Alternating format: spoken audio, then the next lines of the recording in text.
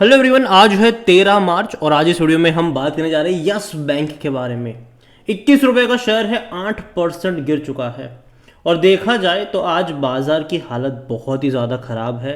खास करके small cap और मिड कैप जो है वो तो पत्तों की तरह बिखर रहे हैं, और जो सरकारी बैंक्स हैं उसमें तो गिरावट कुछ और ही है। यहाँ पर अगर हम बात करें, यस बैंक 8% गिरा, उज्जीवन स्मॉल फाइनेंस बैंक भी 8% गिरा। और जो सरकारी बैंक अगर आप देखो, central bank of India 8% down, UCO bank 6% down, bank of Maharashtra 7% down, bank of India 7.5% down, Punjab national bank भी 6% गिर चुका है, और यूनियन बैंक ऑफ इंडिया भी 7% की गिरावट दिखा रहा है। और भी कई सारी सरकारी कंपनीज है, बेल से लेकर आरबीएनएल से लेकर आईआरएफसी से लेकर भयंकर तरीके से गिरावट देखने को मिल रही है पूरे बाजारों में। और लोगों का जो पोर्टफोलियो है वो कम से कम 4 या 5% की गिरावट दिखाता हुआ आज नजर आ रहा है। लेकिन वीडियो में स्पेसिफिकली बात करेंगे यस बैंक के बारे में, क्योंकि भाई साहब ये वो बैंक है जो 50% गिर चुका है। अगर आप देखोगे तो अभी कुछ दिन पहले ही 32 रुपए का था। अगर वहां से हम काउंट करते हैं तो ऑलमोस्ट कह सकते हैं कि यहाँ पर 40% का डिक्लाइन तो आ चुका है। 35 से 40% जितना डिक्लाइन कह लो वो ये दिखा रहा है। काफ़ी बड़ी गिरावट है, बात करेंगे उसके बारे में। सपोर्ट कहाँ पर है, रेजिस्टेंस कहाँ पर है। देखिए, वीडियो को शुरू करूँ उससे पहले अगर आपने अभी तक चैनल को सब्सक्राइब नहीं किया तो प्लीज़ अभी इसे सब्सक्राइब कर लीजिए, क्योंकि आगे भी बहुत सारे वीडियोस हैं जो आपको काफ़ी ज़्यादा हेल्प करेंगे।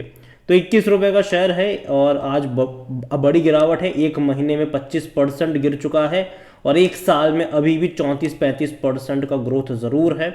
एक अच्छी तेज़ी यहाँ पर देखी थी, 16 रुपये से ऐसा भागा कि 32 पे गया, पैसा डबल कर दिया। लेकिन उसके बाद लगातार गिरावट आई। गिरावट की सबसे पहली जो वजह यहाँ पर थी वो गोल्डमैन सैच ने जो इनको डाउनग्रेड करा था और 16 रुपये का टारगेट दिया था। और तब मैंने कहा था कि 16 तो नहीं जाएगा, लेकिन 20 रुपये तक जरूर जा सकता है ये।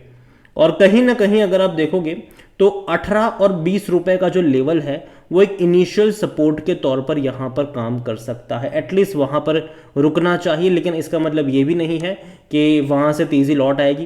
देखो, लंबे साइकिल से गुजर रहा है ये। तेज़ी आने में एक साल भी लगे, मतलब एक साल भी लग सकता है, दो भी लग सकता है। लेकिन यहाँ पर मैं इतना कहूँगा कि जो मौके हैं वो यहाँ पर 18 से 20 रुपए के आसपास के हैं इनिशियल बाइंग के। एवरेज करने के मौके 15 रुपए के आसपास बन सकते हैं, उससे नीचे मुझे नहीं लगता ये जाएगा। इवन 16 रुपए भी मैं नहीं मानता हूँ कि जाएगा। 18 के आसपास सपोर्ट यहाँ पर बन जाना चाहिए। अगर मार्केट रिकवर कर जाता है तो ठीक है।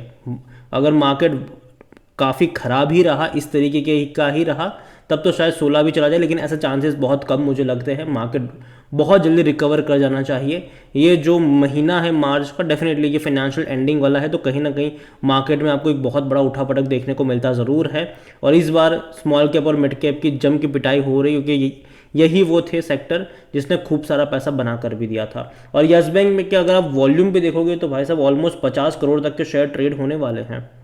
तो बड़ी क्वांटिटी में ट्रेडिंग चल रही है, बहुत बड़ी क्वांटिटी में। यहाँ पर एक तरीके से पैनिक सेल भी हो रहा है अभी बाजार में। लेकिन अगर बाजार थोड़ा सा भी स्टेबल हो गया तो एक अच्छी खासी बाइंग अपॉर्चुनिटीज़ भी देखने को मिलेगी। देखो, ऐसे पैनिक वाले माहौल में भी अच्छे मौके बनते हैं, ठीक है। जहाँ पर लोग डर का माहौल हो, ऐसे में ही अच्छे मौके बनते हैं। यहाँ पर अगर आप इसका मार्केट कैप देखो तो 60,000 करोड़ के आसपास का है। जब 32 रुपए के आसपास था तब इसका मार्केट कैप 90,000 करोड़ हो गया था। और तब इतना मार्केट कैप इस बैंक का तब होता था जब इसका शेयर प्राइस 400 का था। तो जाहिर सी बात है वो जस्टिफाई है भी नहीं, क्योंकि अभी भी पहले वाली दिक्कतें है, ठीक है। पहले जैसी अच्छे माहौल नहीं है यस बैंक में। अगर आप यहाँ पर नज़र करोगे इस बैंक में तो according to Moneycontrol user 67% लोग कह रहे हैं खरीदारी करो, 33% लोग कह रहे हैं बेचो और भाग जाओ। और तो और अगर आप इस बैंक के में देखोगे तो नंबर्स वाइज रेवेन्यू पहले डिक्लाइन वाले थे, लेकिन 2023 में रेवेन्यू में जंप हमने ज़रूर देखा। प्रॉफिट वाइज अगर आप देखोगे तो प्रॉफिट हालांकि उतना ज़्यादा नहीं आ रहा है, ठीक है, एवरेज है।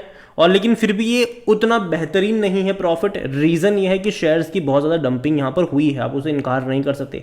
रेवेन्यू में भले ही लगातार तेज़ी है, लेकिन प्रॉफिट में उस तरीके की तेज़ी नहीं आ रही है। भले ही अगर ये देखो, अगर ये छोटा बैंक होता तो 200-250 करोड़ का प्रॉफिट अच्छा माना जाता, लेकिन यहाँ पर हमें ये समझना होगा कि शेयर की बहुत ज़्यादा डंपिंग हुई है। तो भैया जो पी रेशियो अगर आप इसका देखोगे तब आपको ये उतना भी सही नहीं लगेगा। 64 का पी रेशियो इसका, सेक्टर पी किसका है, कोई भी एनालिस्ट खरीदारी करने की बात नहीं कर रहा है। फिनेंशियल्स भी अगर आप देख रहे हो तो क्वार्टर ऑन क्वार्टर अच्छा खासा रेवेन्यू में ग्रोथ जरूर है, लेकिन प्रॉफिट वाइज वो ग्रोथ नहीं आया है, लेकिन फिर भी एटलीस्ट प्रॉफिटेबल है, ये एक अच्छी बात है। लेकिन हमें ये भी समझना होगा कि शेयर की इतनी ज़्यादा यहाँ पर डंपिंग हो चुकी है कि इतना प्रॉफिट इनफ नहीं है, इनको और प्रॉफिट कमाना पड़ेगा, तब जाके ये उसको जस्टिफाई कर पाएंगे। क्योंकि जब यस बैंक क्राइसिस आया था तब कई सारे बैंक्स आए थे इसको बचाने के लिए, और 10 रुपये के भाव पर इक्विटी इन्होंने बेची थी, मतलब खरीदी थी कई सारी बैंक्स ने, और तकरीबन 10,000 करोड़ रुपए उसके चलते जो मतलब यहाँ पर अरेज करे गए थे, मतलब 1,000 करोड़ नए शेयर्स ऐड हुए थे। उसके बाद 15,000 करोड़ रुपए दोबारा यस बैंक ने मतलब तब रेज करे थे, तब एफपीओ के जरिए रेज करा गया था, और 12 से 13 रुपए के आसपास का प्राइस था, तो और नए शेयर्स यहाँ पर ऐड हुए। तो इक्विटी इन्फ्यूजन अगर आप देखो तो वो बहुत ज़्यादा हुआ है। पहले मानो कि यस बैंक के 1,000 करोड़ मतलब 500 करोड़ शेयर हुआ करते थे फॉर एग्जांपल, और इन्फ्यूजन के बाद 3 या 4,000 करोड़ हो जाते हैं, तो जाहिर सी बात है बैंक को भैया और पैसा कमाना पड़ता है। पहले खाने वाले 500 लोग थे, अब 3,000 हो गए, तो भैया उतना ज़्यादा राशन लगेगा। तो सीधी सी बात है, और यही वजह भी है कि वैल्यूएशन के हिसाब से आपको ये महंगा लग रहा है। लेकिन शेयर होल्डिंग की तरफ अगर हम चले तो प्रमोटर जो थे राणा कपूर एंड फैमिली, वो तो बेच बाच के निकल लिए। एक दिक्कत यहाँ पर हो सकती है फ्यूचर में, वो है कि जिस बैंकों ने इनको बचाया था वो बैंक अगर कल को यहाँ पर इक्विटी बेचना शुरू कर दे तो एक दिक्कत आएगी यहाँ पर। हालांकि वो जब होगा तब पता चलेगा, लेकिन ये एक पॉसिबिलिटी ज़रूर है कि बैंक्स यहाँ पर कभी भी प्रॉफिट टेकिंग कर सकते हैं। और यहाँ पर एफआईएस के पास 23.79% का स्टेक है रिटेल, और अदर के मिलाकर 34.01% का स्टेक देखने को मिल रहा है। देखिए यस बैंक मेरे हिसाब से खराब बैंक, दिक्कत वाला बैंक नहीं है, ठीक है, दिक्कतें थी पहले, ठीक है, अभी यहाँ पर कोई दिक्कतें नहीं है, पैसा इनफ है इनके पास, अच्छा खासा रेस करा हुआ पैसा है। बस ये ज़रूर है कि जिस तरीके से आरबीआई बीच बीच में क्रेडिट कार्ड को लेकर, नॉन सिक्योर लोन को लेकर बीच बीच में जो अपनी कमेंट्री करता है, तो उसका इम्पैक्ट ज़रूर देखने को मिलता है। और यस बैंक का भी काफ़ी बड़ा पैसा यहाँ पर है, ठीक है। तो मैं इतना कहूँगा यहाँ पर कि देखो बैंक खराब तो नहीं है, लेकिन जिस तरीके से गिरावट आ रही है, एक फ्री फॉल कह सकते हैं कि वैसा सिनारियो यहाँ पर, एक फ्री फॉल वाला सिनारियो अगर आप यहाँ पर देखो 32 रुपये से लगातार, और तेज़ी भी आती है तो इक्का दुक्का 2 दिन, 1 या 2 दिन की तेज़ी होती है, वापस एक गिरने लगता है, और पूरा मार्केट अगर आप देखो तो वो नेगेटिव में भी है।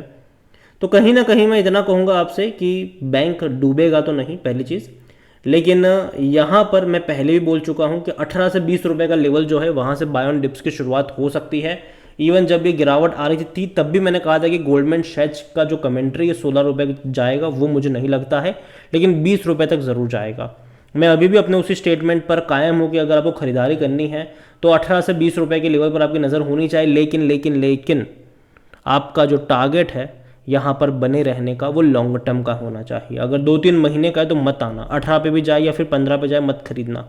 लेकिन अगर आपका नज़रिया यहाँ पर लॉन्ग टर्म का है कि आप यहाँ पर 4-5 साल दे सकते हैं, 3-4 साल दे सकते हैं इस बैंक को, तो ही खरीदारी करना। क्योंकि देखो तेज़ी दोबारा से ऐसे मूव बनेंगे ज़रूर, ठीक है, ऐसे मूव दोबारा ज़रूर बनेंगे जैसे पहले बने थे, 16 से 32 पे गया, डेफिनेटली ऐसा मूव दोबारा बनेगा, लेकिन टाइम लगेगा, ठीक है। अब वो कितना टाइम लगेगा ये मैं भी नहीं जानता, ये कोई नहीं जानता है, तो टाइम आपको इसको देना पड़ेगा, और अगर वो देने के लिए आप तैयार हो तो ही यहाँ पर एंट्री करो। और अगेन मैं कहूँगा कि 18 से 20 रुपये के आसपास अगर जाता है तो इसका मतलब ये नहीं है कि आप एक बहुत बड़ी क्वांटिटी खरीद के बैठ जाओ, फिर बोलोगे ये तो अब मतलब 16-17 पे आ गया तो मैं क्या करूँ। तो यहाँ पर समझना होगा कि मैं बाय ऑन डिप्स की बात कर रहा हूँ।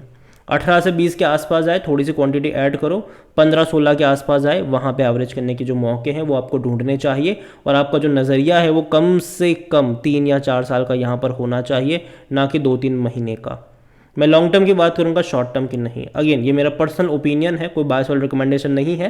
वीडियो को यहीं पे एंड करता हूँ। पसंद आया हो तो लाइक करो, शेयर करें। चैनल में अगर पहली बार हैं तो प्लीज़ सब्सक्राइब करें। और यस बैंक के बारे में आप क्या सोचते हैं वो भी आप मुझे कमेंट में लिख के बता सकते हैं। Thank you.